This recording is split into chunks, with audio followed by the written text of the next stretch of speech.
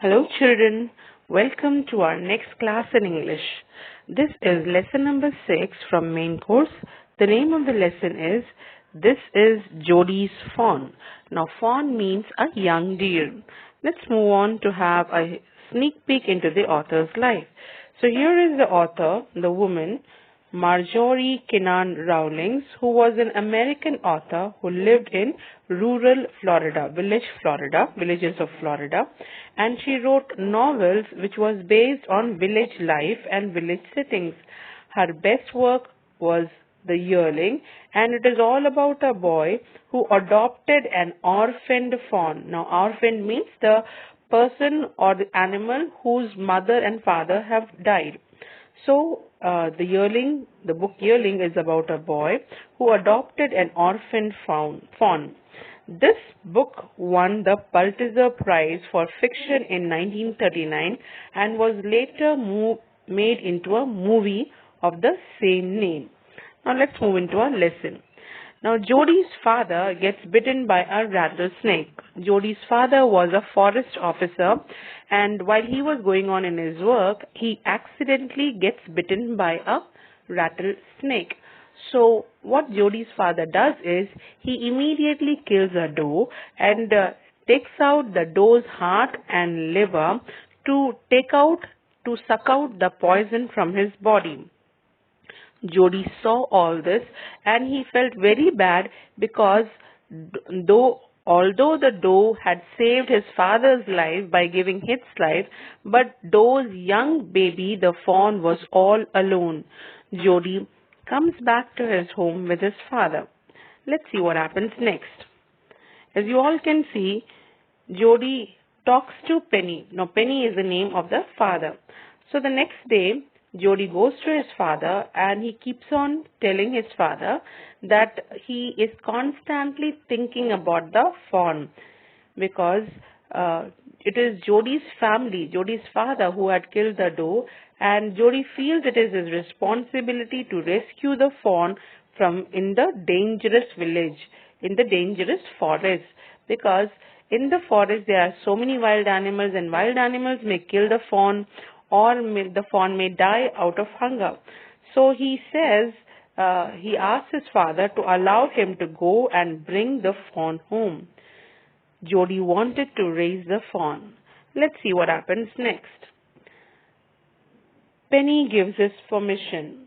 At first, Penny was in a dilemma. He was in a confusion. He did not know what to do because Jody was a young boy and he did not want to send Jody all alone to the forest. But Jody argued that raising the fawn would not be a problem, it not be a burden, it will not be a load because he is ready to share his milk with the fawn until he started eating leaves and acorns. Now, acorn is a kind of a fruit. So Jody also said that he told his father that it is because of his family, that the fawn is orphan, and that's why it is his responsibility to take care of the fawn. After hearing the boy's words, Penny agreed, and he also felt it will be ungrateful to leave the fawn alone because fawn's mother only saved his life. That's why he felt it would be ungrateful to leave the fawn alone to starve. So he gave Jody his permission. But he also told that before he goes to forest, he should tell all this to his mother. Let's move on to our next page. Now here Jody talks to his mother. Jody came to the table and sat down very quietly. At that time, Jody's mother, was pouring coffee in the cups. She was taken aback. She was shocked when Jody told that he is going to the forest to bring the fawn home. Seeing this, the mother was reluctant, not ready, because Jody was a young boy and she cannot allow him to go all alone, all by himself, because forest is a home of dangers. Just like something happened to Penny, things may happen to Jody as well. So mother was not ready. But when Jody sees that mother is not ready to leave him to forest, Jody tells mother that his father had told that it will be ungrateful if they leave the fawn alone. So hearing Jody's word, mother is ready to send Jody, but does she send? Let's see what happens in our next page. Here we see Dr. Wilson. Now, Dr. Wilson is the family doctor of the family, and he has come to check up Jody's father, that is Penny. And Jody has another person in his home. It is Millville. Maybe Millville was an assistant of Jody's father.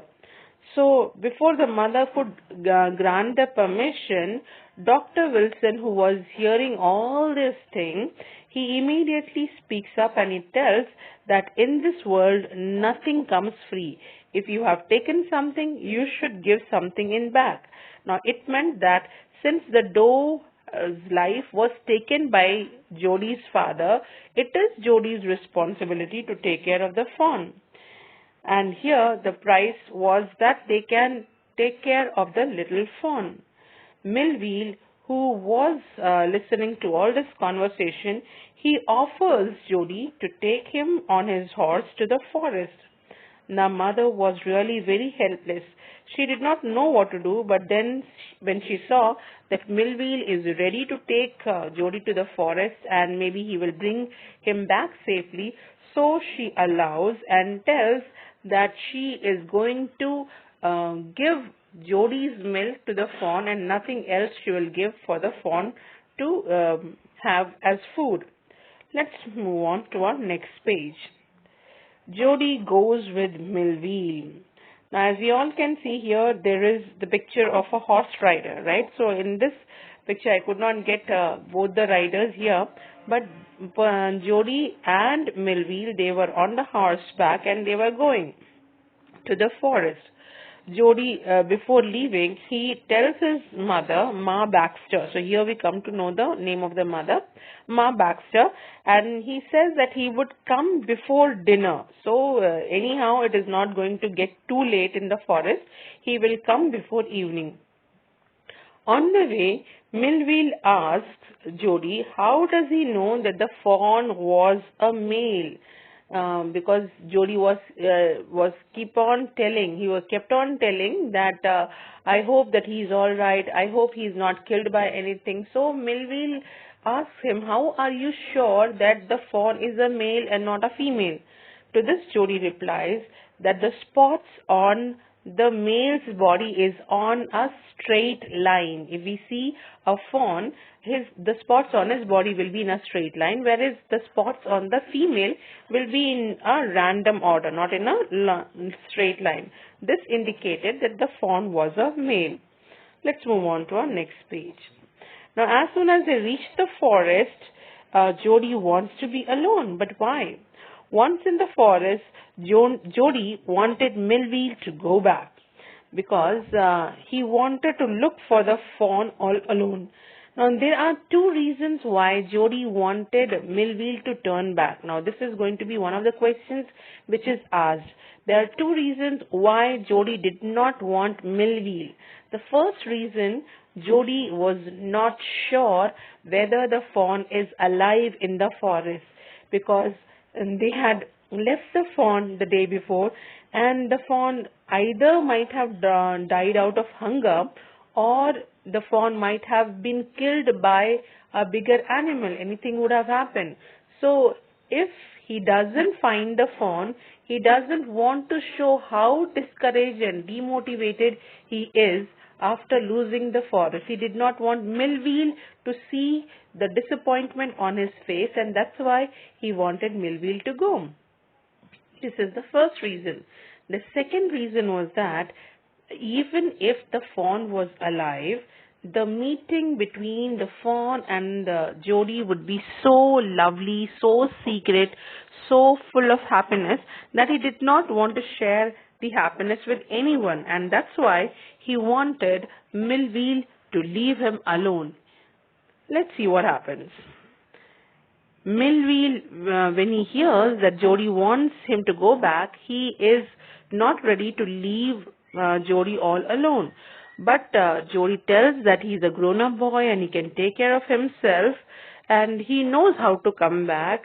But still, Melville is not at all ready because Melville fears that just as how Jody's father was bitten by a snake, Jody may also either get lost in the forest, that is, he may not find the route back to the house, or he may also get bitten by a snake. So he keeps on telling Jody, it's not good.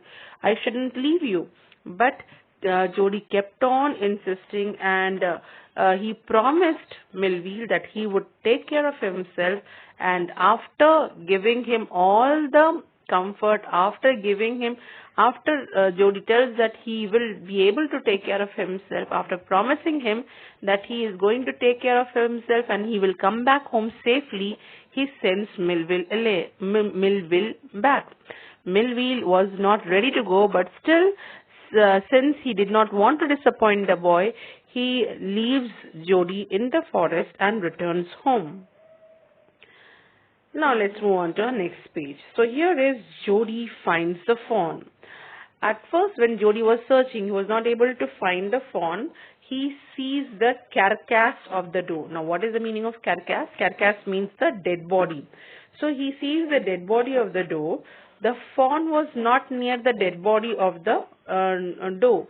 So at that time, what was near? All the eagles and vultures, the scavengers. Scavengers are the animals and birds which eat the dead animals, right?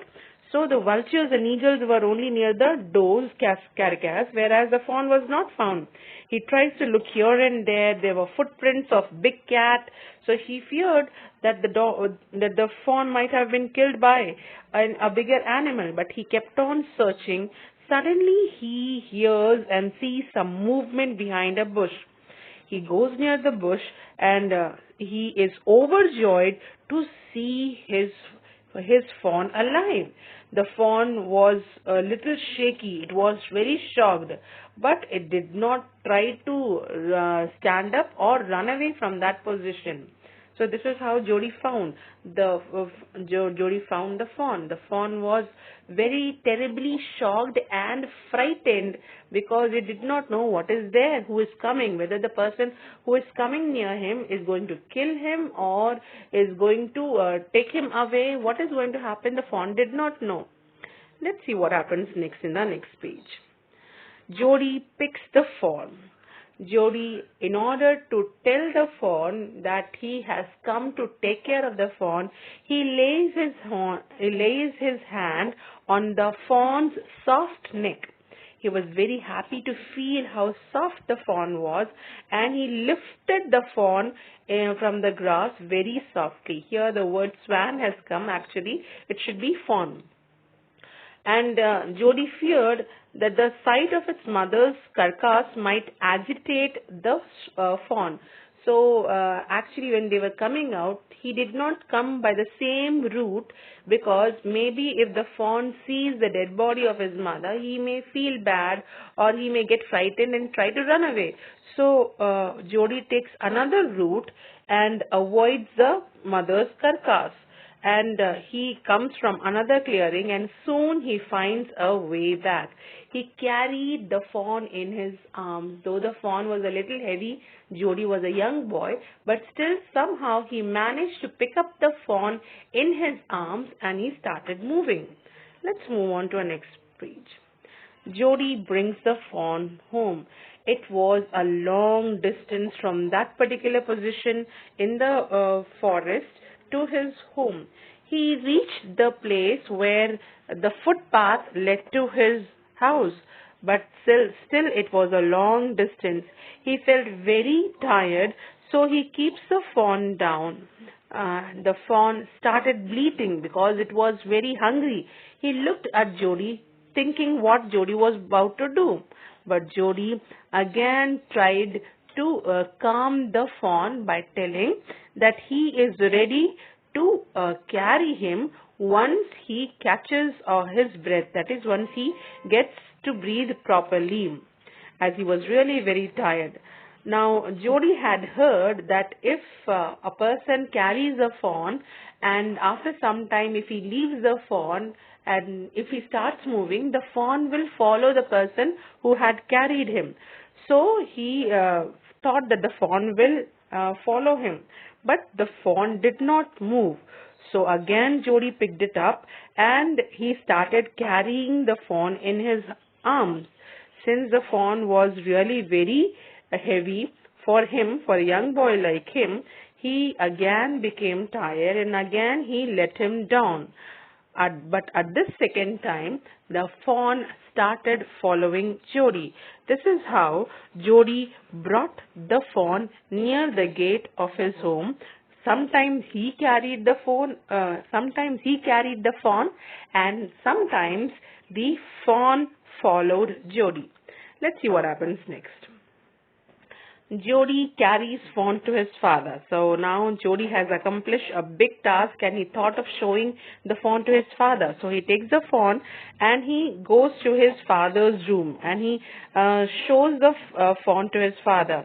Father was really very happy to see that Jody has accomplished what he wanted.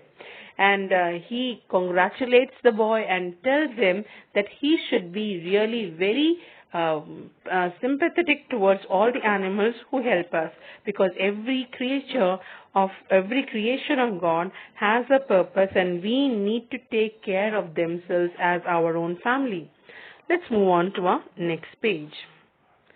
Now Jody feeds the fawn. Jody knew that the fawn was really very hungry, so he offers milk. At first, the fawn is not able to drink the milk from the bowl. It is not able to drink the milk. It did not know how to drink the milk. So what Jody does is he dips his finger into the milk and then he keeps his fingers into the fawn's soft mouth. So fawn comes to know that it is something to drink and it starts licking Jody's finger. Then again Jody dips his finger to the milk and the fawn comes to know that the gourd has milk which can be taken in. So fawn starts drinking the milk greedily because it was really very hungry. So this is how Jody brought the fawn home and he took care of the fawn. Children, with that we come to the end of this lesson. I hope everybody would have loved this lesson.